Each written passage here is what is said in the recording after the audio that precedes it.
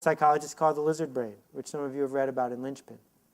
The lizard brain, which my friend Steve Pressfield gave a name to, a voice to, the resistance, is in charge of reproduction and anger and survival and fear. It's the brain of every wild animal. The right answer to why did the chicken cross the road is because its lizard brain told it to. The lizard brain is prehistoric. It's been around for millions of years. Genes connected to an organism without a lizard brain don't survive. Wild animals are wild for a reason. They are trying to survive and have more babies. Well, we still have one. We built a lot of other new brain material around it. Brain material that does things like creativity and generosity and connection. But the lizard, when the lizard is activated, is brutal. You're on a plane, 10,000 feet, you're in the middle of a perfect paragraph on your business plan and you hit turbulence. Do you keep typing or put your head between your knees and start screaming?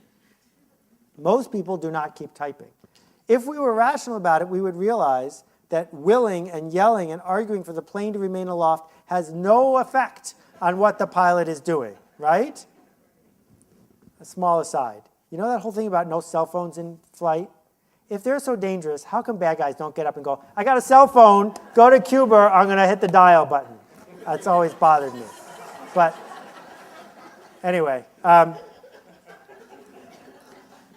so what happens is that part of our brain is activated, and it takes over. That part of our brain says, you better not raise your hand and ask a question, because people might laugh at you. That part of your brain says, I'm going to read Business Plan for Dummies and do it just like it says in the book, because then no one will be able to tell me I left that part out.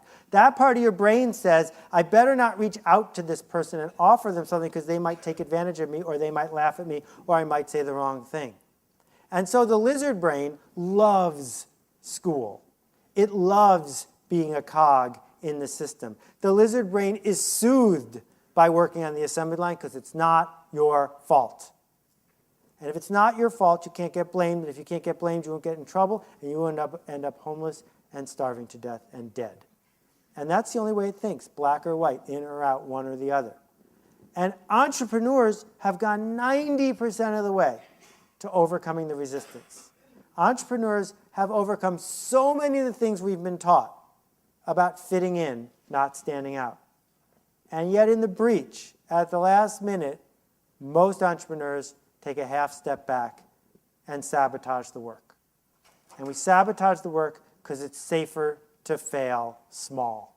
It's safer to say, if I could just get funded, then I'd succeed, than it is to say, wow, I got funded, I better think big or I'm going to fail big. It's easier to fail small.